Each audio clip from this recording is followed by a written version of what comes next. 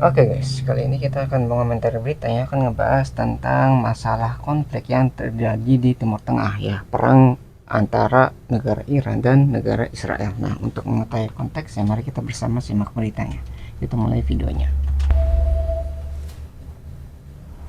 Anda kembali menyaksikan program One on One. Kalau di segmen sebelumnya kita sudah gali dari sisi Amerika Serikat yang memberikan kode ataupun sinyal bahwa perang ini akan segera berakhir. Sekarang kita lihat dari posisi Iran, Bang Celi.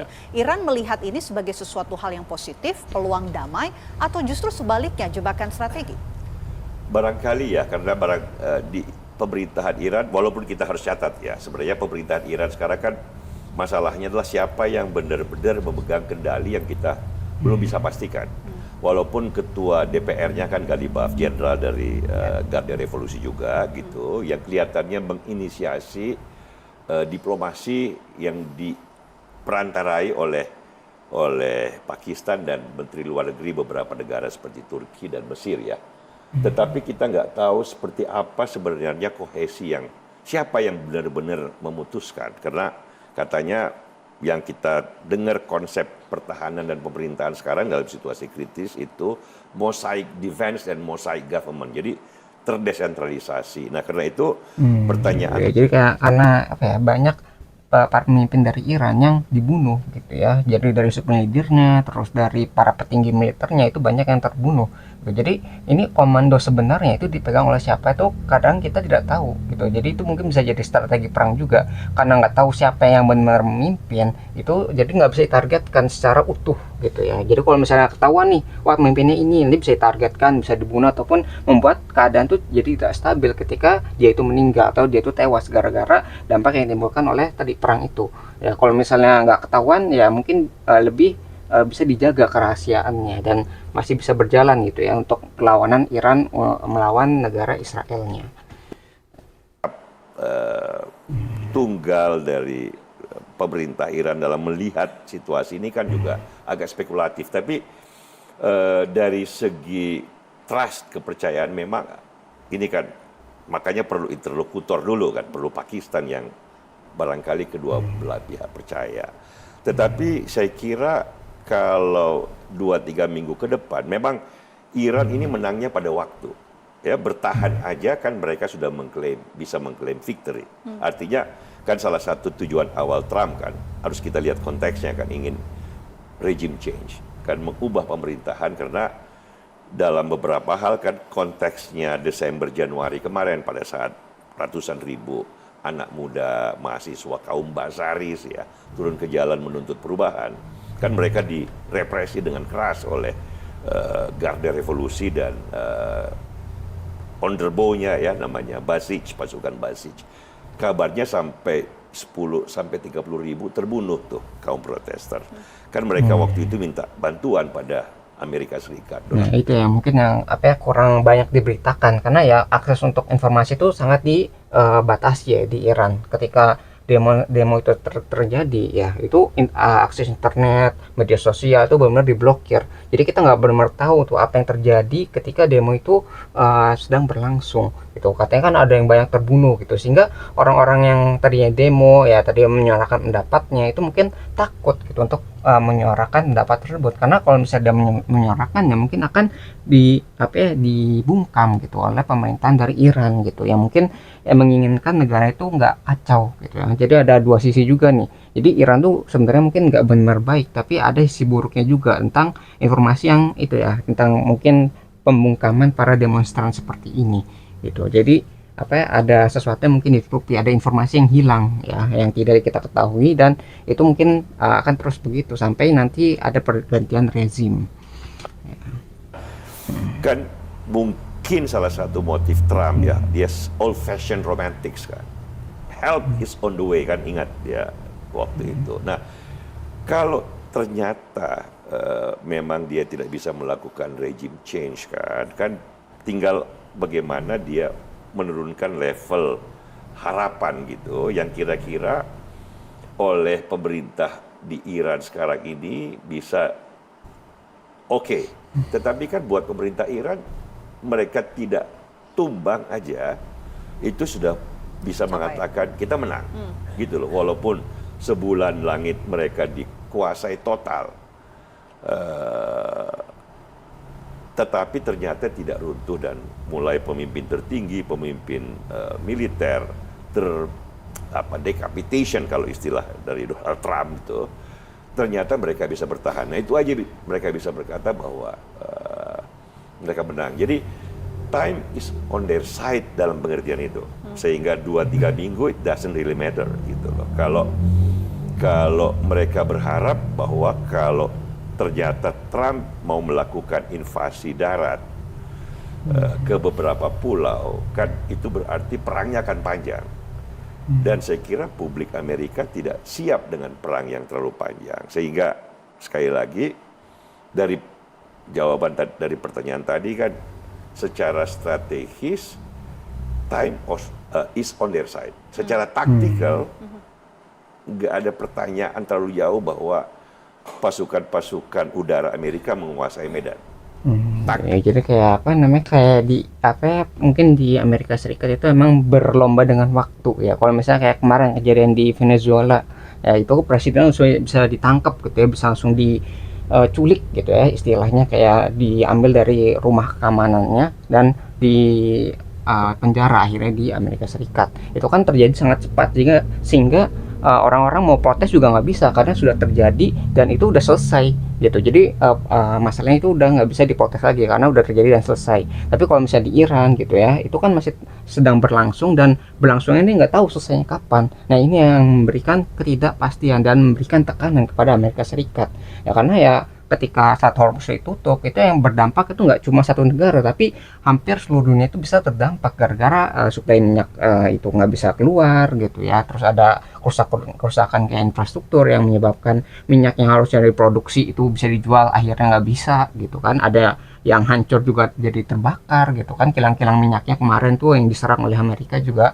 akhirnya terbakar. Itu harusnya minyak kan bisa digunakan sebagai sumber energi, itu juga akhirnya bisa menambah mengurangi suplai minyak yang sudah ada gitu. Jadi tambah langka yang sudah terbatas makin langka lagi gitu kan. Itu yang jadi masalah. Nah itu yang mungkin akan dihadapi oleh Amerika Serikat gitu. Sedangkan ya tadi pihak oposisi Amerika Serikat itu juga ada ya dari pihak Demokrat misalnya, karena yang sekarang kan yang memimpin adalah pihak Republik. Nah yang nggak suka ataupun pihak oposisinya itu adalah pihak Demokrat. Nah mungkin karena panjangnya perang ini itu berlangsung, nah itu bisa menjadi amunisi untuk menjatuhkan lawan politiknya, jadi memberikan amunisi gitu. Mungkin nanti di pemilihan selanjutnya nanti pihak Republik itu bakal kalah pemilihan gara-gara keputusan yang dibuat oleh Trump saat ini gitu ya. Jadi kayak dampak panjangnya itu ada juga yang bisa berdampak ke pemerintahan di Amerika Serikatnya.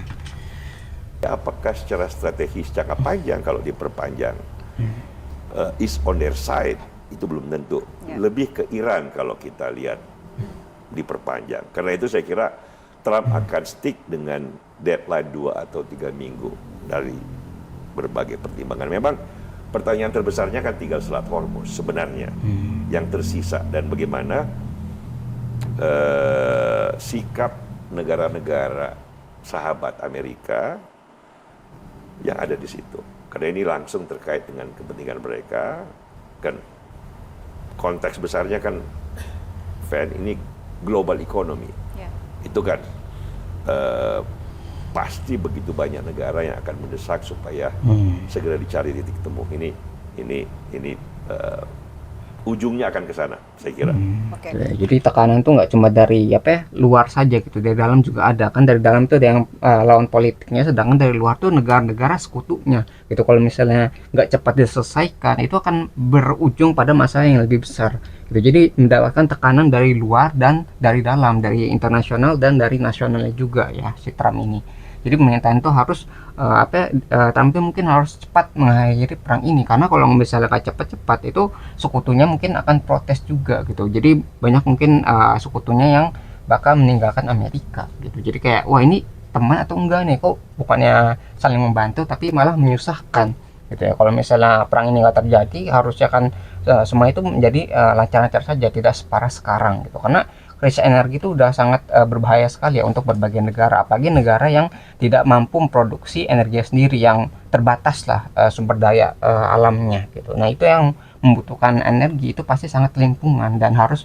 menyediakan cadangan entah dari mana gitu kan, harus ngimpor dari tempat lain. Nah ini kan akan menyusahkan, apalagi harga minyak sekarang udah mengalami kenaikan gara-gara ya kelangkaan yang terjadi gitu, terbatasan supply lah ya gitu.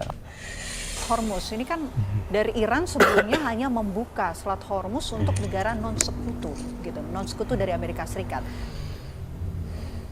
Terbaru kita melihat bahwa Selat Hormuz ini mulai ramai situasinya, kondisi terbarunya.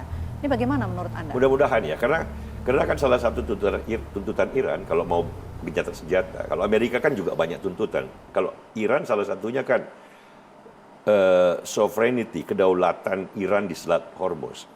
Kan itu, tapi kan nggak mungkin karena itu kan banyak negara, bukan cuma Iran. Walaupun pantai terpanjangnya adalah Iran, tetapi itu sudah secara hukum internasional itu kan harus menjadi jalur pelayaran bebas gitu. Nah, tentu saja harus ada kompromi. Apa kepentingan Iran juga harus dihargai kan, karena bagaimanapun dia de facto dengan garis pantai terpanjang kan di Selat Hormuz. Jadi saya kira harus ada titik temu. Yang jelas tidak mungkin selat yang ini kan 20% minyak dan gas dunia. Ini dalam situasi seperti sekarang, memang Amerika tidak terlalu, walaupun harga minyaknya di pompa bensin Amerika $4 ya, tetapi kan secara produksi minyak mereka kan 13 juta barrel. Jadi mereka swasembada energi gitu loh. Tetapi yang terganggu itu kalau Selat Hormuz paling utama 20% ini kan ke Cina, Korea Selatan, Jepang, negara-negara Asia lah. Asia, Singapura, Malaysia, Indonesia termasuk, Thailand. Jadi negara-negara ini sangat berkepentingan agar segera ada titik temu penyelesaian perang ini dan khususnya menyangkut Selat Hormuz. Nah ini yang menjadi lingering question. Saya kira 2-3 minggu ini akan dilakukan langkah-langkah intensif untuk mencari penyelesaian masalah itu. Barangkali salah satu alasan kenapa Trump mengancam eskalasi dengan mulai satu jembatan dulu. Selama ini kan tidak pernah infrastruktur sipilnya disentuh kan. Hanya tentara dan pemimpin. Jadi perang ini bukan perang terhadap rakyat Iran, tetapi perang terhadap penguasa di Iran. Ini faktanya seperti itu. Tetapi kalau eskalasinya ke arah fasilitas sipil, maka secara fundamental perang ini akan berubah. Dan ini kan resiko besar di kedua Jadi belah. kayak masalah juga misalnya kalau misalnya penguasanya saja yang diserang gitu kan, rakyatnya dianggap kayak wah dia dapat pertolongan nih dari Amerika Serikat. Nanti kan rakyatnya ini bisa mendukung gitu ya di kepemimpinan selanjutnya, karena yang bermasalah mungkin bagi Amerika adalah pimpinannya. Kalau pimpinannya itu bisa diganti, bisa lebih bersahabat, bisa lebih kayak berteman lah sama Amerika Serikat, itu kan nggak perlu perang seperti ini gitu. Karena pemimpin yang sekarang itu masih melawan gitu ya, itu akhirnya bisa mengorbankan warga sipil yang nggak bersalah, yang nggak tahu apa-apa, yang nggak bisa ngelawan. Nah ini yang mungkin ingin dihindari oleh Amerika Serikat ya, jadi kayak pingin si rezim tuh berganti menjadi rezim yang setuju dengan Amerika Serikat ya, entah itu dari kebijakannya, entah itu dari syarat-syarat perdamaian dan sebagainya gitu, sehingga perang itu bisa dihindari gitu. Tapi ya berarti kalau misalnya rezim bisa diganti, berarti Iran tuh mungkin harus tunduk dengan kebijakan-kebijakan yang dikeluarkan oleh Amerika Serikat gitu ya. Jadi karena nggak mau tunduk maka diserang si pimpinan yang ini gitu. Jadi Amerika tuh nggak berharap si warga sipilnya itu menyerang Amerika, gara-gara ya ini kan dapat pertolongan gitu, dapat kekuatan untuk mengubah keadaan hidup di Irannya. Itu harapan si Amerika Serikat. Tapi kalau udah Amerika Serikat udah menyerang kayak fasilitas publik gitu ya, warga sipil diserang gitu, itu bisa mengubah opini publik. Jadi yang awalnya wah ini kok bukannya ngebantu, bukannya mengganti rezim, tapi kok warga yang nggak bersalah, warga sipilnya gitu yang ikut terdampak jadi korban perang seperti ini gitu. Mungkin nanti yang awalnya setuju dengan Amerika Serikat sekarang bisa berubah opininya melawan Amerika Serikat. Dan kalau misal dari warga sipilnya sampai ke pemimpinnya itu melawan Amerika Serikat, maka pengaruh Amerika Serikat itu bisa dihilangkan atau malah nggak efektif perangnya. Jadi bukannya membawa keuntungan bagi Amerika Serikat, tapi malah Amerika Serikat akan mengalami kerugian juga gitu ya. Oke, kalau untuk mencari titik temu ya dari Selat Hormuz ini, menurut Anda apa titik temu yang sebaiknya ini dirumuskan begitu?